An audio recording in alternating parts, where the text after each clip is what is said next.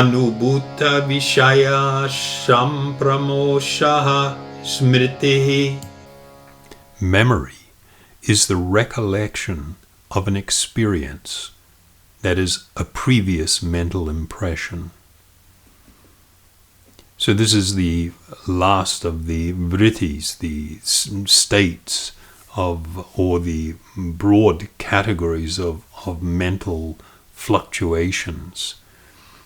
And if we think about what we just heard and what we read in relation to that verse, that all types of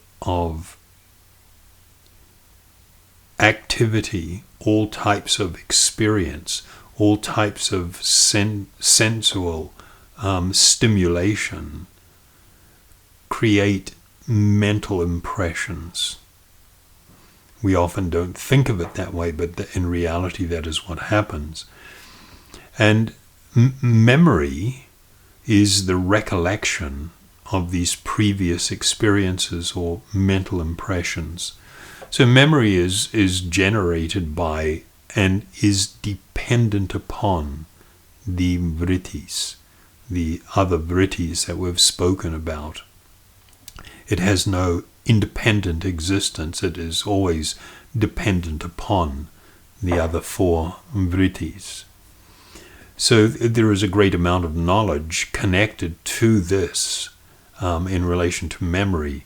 But once again, we won't go into great detail here. It's something we'll deal with later and as we progress.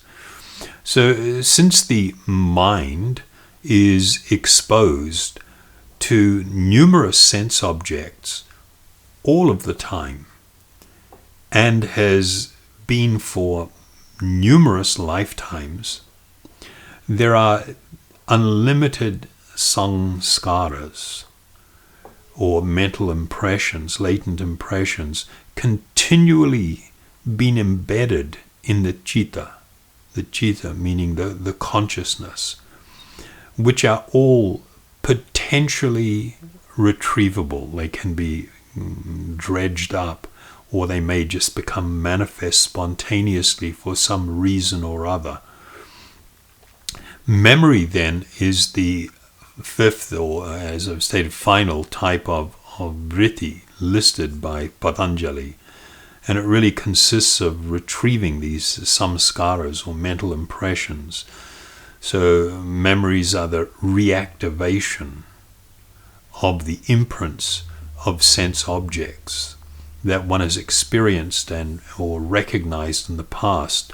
And I think the term reactivation is an important one, because when we go to that place of deep recollection, when the memories rise up in us, particularly ones that had a very powerful imprint on us, a person simply by remembering them, although nothing may be happening to them, may break down, they may cry, they may burst out laughing, they can have all kinds of responses to these latent impressions as they become reactivated, as it were, in the consciousness.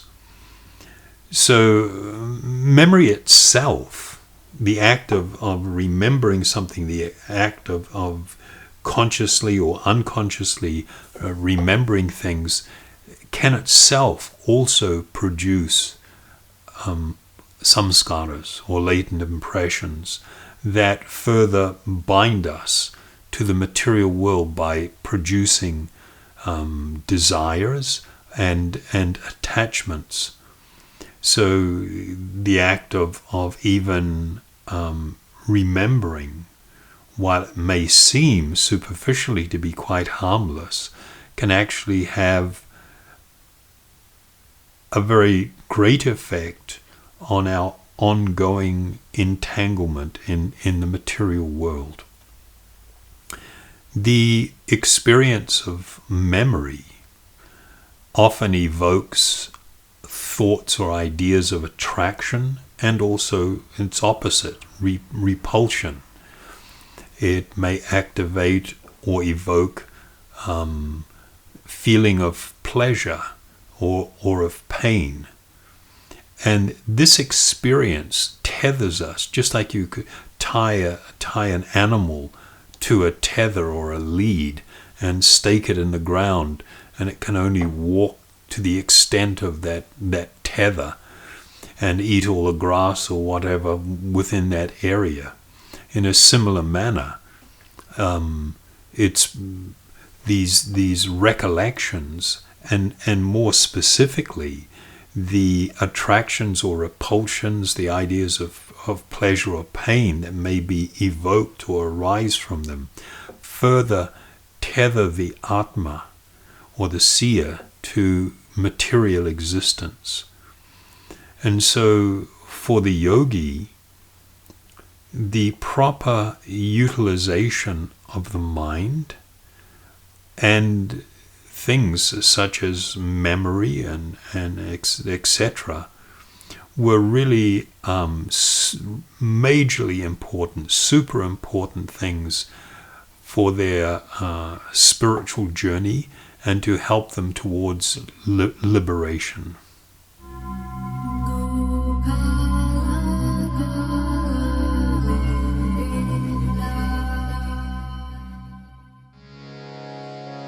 Abhyasa vairagya bhyang tan nirodha. These states of mental fluctuation, vritti, cease or are restrained by practice and detachment. So once again, you can just look at the English synonyms for each of the words here.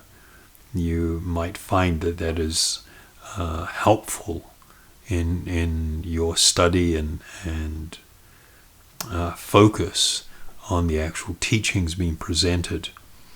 So now with this new sutra, Patanjali is beginning to discuss the aspect of nirodha, or restraint, or the stoppage of vrittis. So in the previous number there, we had all of the description of the vrittis. Now there will be a focus on their restraint or stopping them.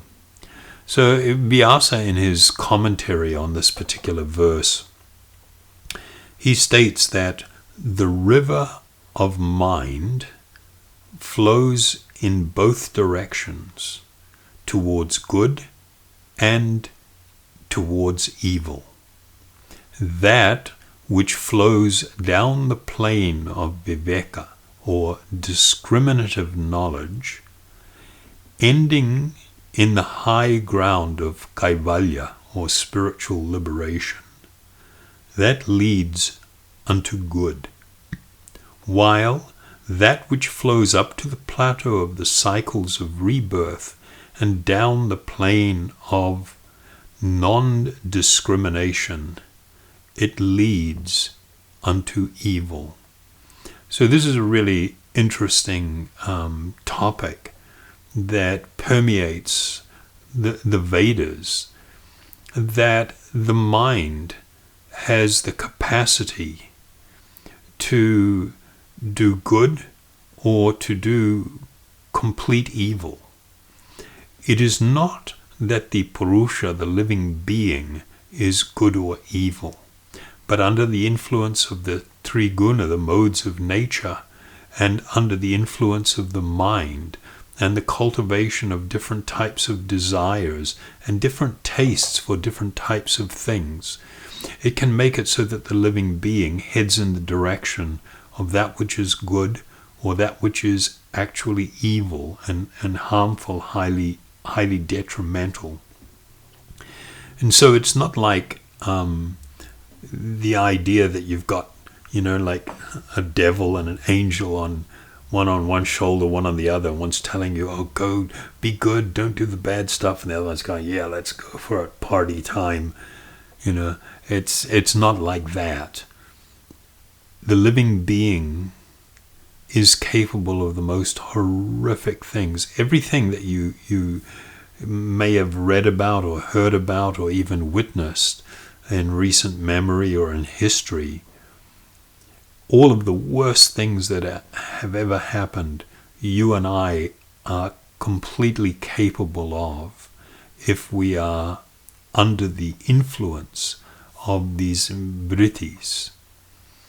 The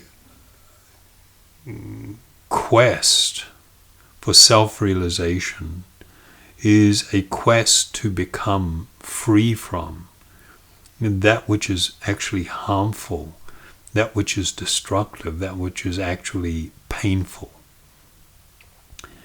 The Bhagavad Gita has two actually really nice verses. It's got more than that, but it's got two nice verses in relation to the mind, which I will read for you. One must deliver himself with the help of his mind and not degrade himself.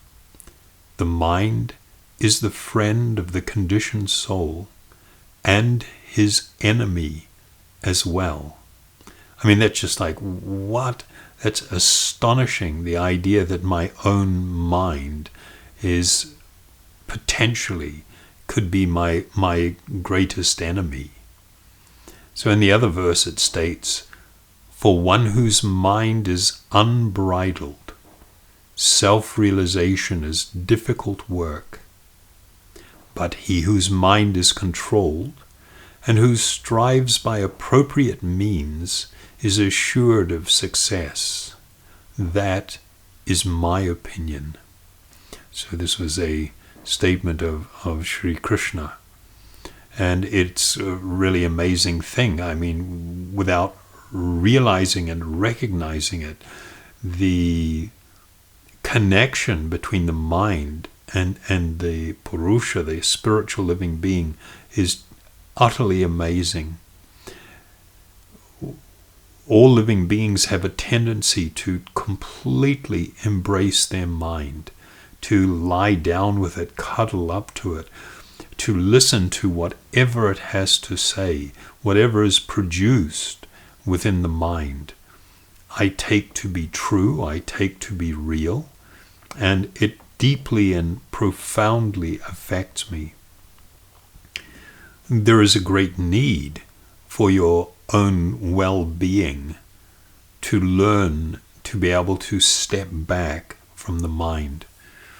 In the meditation and mindfulness courses that we run in the local maximum security prison, this is one of the principal things I try to teach the guys there, that nothing good will ever come from a highly emotional state. When we are overwhelmed by emotions, whether positive or negative, what has happened is our mind has completely taken over, and we are simply being led by the mind to act or to react in different ways. And invariably, the things that we do, the actions that we take, and the words that we speak, or the decisions that we make, are never in our actual interest, nor anyone else's, nor will they produce real and permanent happiness for ourselves or anyone else. And so to understand that there is a need to be able to hit a pause button when we are in a heightened state of emotions, when something's disturbing our mind, to understand that we need to step back from it and to go and breathe, do some deep breathing, pranayama, take a walk, engage in some meditation, some japa practice, and wait until a person has actually completely calmed down, and then begin to consider, how should I respond, or how should I act, how should I be thinking in this particular circumstance? What is in my real interest? What is going to cause difficulty? What is good for myself and for everyone else involved? This is a really important part of progressing, down this spiritual path towards self-realization.